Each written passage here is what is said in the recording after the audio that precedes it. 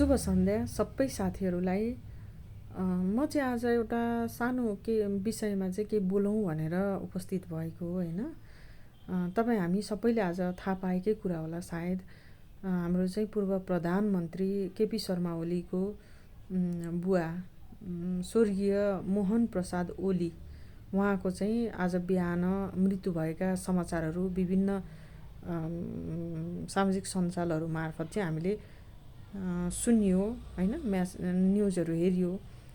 अनि अब जे भए पनि कसैको मृत्युमा चाहिँ हर्षोल्लास मनाउनु चाहिँ एकदमै अमानवीयता भन्छु म चाहिँ होइन। मृत्यु एउटा यस्तो शाश्वत सत्य हो जुन मृत्युलाई चाहिँ हामीले नकार्नै सकिँदैन।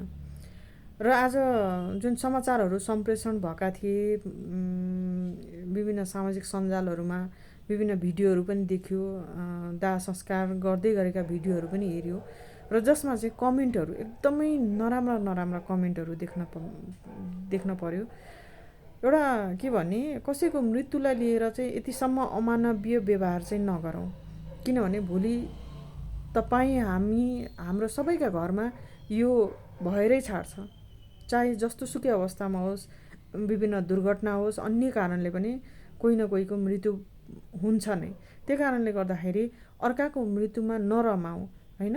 मान्छे कोही नराम्रो मान्छेहरू हुन्छन्, कोही राम्रो मान्छेहरू हुन्छन्, कसैका केही चिजहरू राम्रो पक्ष हुन्छन्, कोही नराम्रो पक्ष पनि हुन्छन् होइन। तपाईँ हामीकै पनि सबै गुणहरू भन्ने हुँदैनन्, केही अवगुणहरू पनि अवश्य हुन्छन् हरेक मान्छेमा।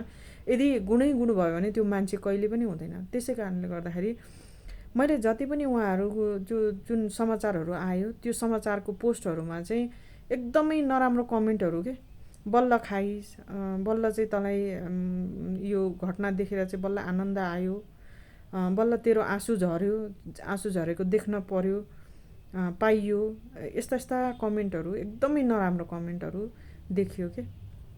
अनि म चाहिँ के भन्छु भने कसैको मृत्युलाई चाहिँ राजनीतिसँग जोड्नु हुँदैन क्या। यसरी राजनीतिसँग जोड्नको लागि मृत्युलाई अगाडि नल्याउनुहोस् होइन।